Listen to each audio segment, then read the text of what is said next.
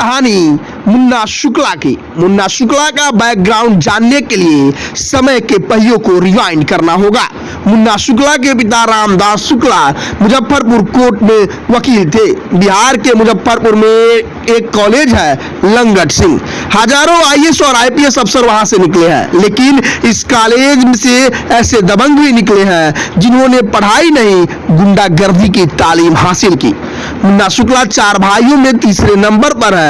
उनके सबसे बड़े भाई कौशलेंद्र उर्फ छोटन शुक्ला थे। उनसे छोटे अवधेश उर्फ भुट्टू शुक्ला तीसरे नंबर पर मुन्ना शुक्ला और चौथे नंबर पर लल्लन शुक्ला उर्फ मारू मर्दन शुक्ला थे।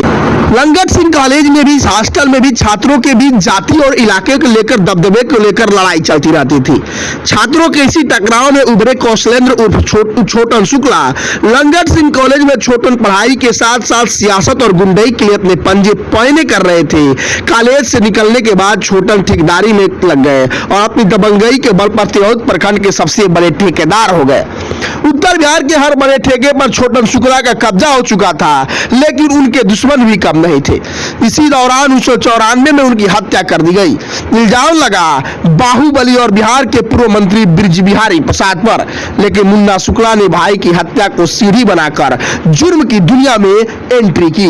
कहा जाता है कि जुर्म की दुनिया में कदम रखने से पहले मुन्ना शुक्ला कुछ बड़ा करना चाहता था। आरोप है कि मुन्ना ने भाई छोटन शुक्ला की शव यात्रा निकाली और विरोध प्रदर्शन आयोजित कराए। जब गोपालगंज के जिलाधिकारी भीड़ शांत कराने पहुंचे तो मुन्ना शुक्ला ने उकसाया और भीड़ ने जिलाधिकारी जी कृष्णैया की पीट कर हत्या कर दी। यह पहला ऐसा मामला था जब किसी हत्या में मुन्ना शुक्ला का नाम आया था। बस इसी घटना के बाद मुन्ना छोटन की कुर्सी का वारिस बन गए। मुन्ना शुक्ला ने साल 1994 से लेकर 1998 तक ठेकेदारी से खूब पैसा कमाया, लेकिन कई लोगों से उनकी दुश्मनी भी रही। उस वक्त मुजफ्फरपुर इलाके में ब्रिज बिहारी और बाहुबली थे, जो मुन्ना के भाई छोटन के वक्त से ही दूसरे दबंगों को चुनौती दे रहे थे। जब ब्रिज बिहारी प्रसाद 1998 में राबड़ी देवी की सरकार में मंत्री बने तो उनका कद और ऊंचा हो गया। भला यह चीज मुन्ना और दूसरे बाहुबली कैसे सहन कर पाते। बात 3 जून 1998 की है। ब्रिज बिहारी पटना के इंदिरा गांधी आयुर्विज्ञान संस्थान में थे। शाम के वक्त पार्क में टहल रहे थे, तभी कुछ लोग ने उन पर ताबड़तोड़ गोलियां चलाई। गोलियां चलाने वाले में गोरखपुर का डॉन श्री प्रकाश शुक्ला भी थे। केस में मुन्ना शुक्ला, सूरजभान सिंह, राजन तिवारी समेत 8 लोगों को आरोपी बनाया गया। निचले अदालत ने सभी आरोपियों को उम्र कैद की सजा सुनाई, लेकिन पटना हाई कोर्ट ने 25 जुलाई 2014 को मुन्ना शुक्ला, सूरजभान समेत सारे आरोपियों को बरी कर दिया। फिलहाल वो बाहर है। ब्रिज बिहारी प्रसाद की हत्या के बाद मुन्ना शुक्ला का बुरा वक्त शुरू हो गया। पुलिस और सरकार उनके पीछे पड़ गई। इसके बाद मुन्ना शुक्ला की नजर बाहुबली से विधायक बनने पर टिक गई। साल 1999 में हाजीपुर जेल से ही मुन्ना शुक्ला ने निर्दलीय विधानसभा चुनाव लड़ा, लेकिन जीत नहीं सके। इसके बाद फिर साल 2002 में जेल से ही निर्दलीय चुनाव लड़ा। इस बार नसीब में जीत लिखी थी। साल 2005 के पहले चुनाव में लोक जनशक्ति पार्टी के टिकट पर और बाद में मध्यावधि चुनाव में जेडीयू के टिकट पर विधायक बने।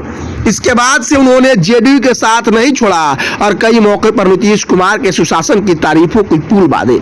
साल 2009 में जेडीयू ने आरजेडी नेता रघुवंश प्रसाद सिंह के खिलाफ मुन्ना शुक्ला को वैशाली लोकसभा सीट से उतारा, लेकिन शुक्ला को हार मिली।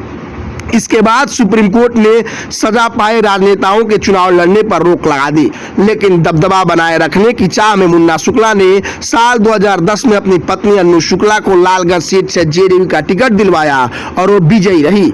जेल में भी मुन्ना शुक्ला की दबंगई कम नहीं हुई। साल 2012 में सीएम नीतीश कुमार ने जन अधिकार रैली की थी। आरोप लगाया गया कि इस रैली के नाम पर अन्नू शुक्ला के पति मुन्ना शुक्ला ने जेल में रहते हुए ही एक इंजीनियरिंग कॉलेज के डायरेक्टर से 2 करोड़ की रंगदारी मांगी थी। इसके बाद भगवानपुर थाने में मामला दर्ज हुआ और छापेमारी कर जेल से ही मुन्ना शुक्ला का फोन बरामद किया गया। आरजेडी सुप्रीमो लालू यादव ने आरोप लगाया था कि जेडीयू के लोग वसूली में लगे हैं। जेल में रहने के दौरान मुन्ना शुक्ला पर बार बालाओं के डांस कराने के भी आरोप लगे। इसकी तस्वीरें भी अखबारों में छपी। इस दौरान मुन्ना शुक्ला के जेल से पीएचडी करने की खबरें भी साफ। अगर यह वीडियो आपको अच्छी लगी है तो इस चैनल को जरूर सब्सक्राइब कर लीजिएगा और वीडियो को शेयर करना ना भूलिएगा।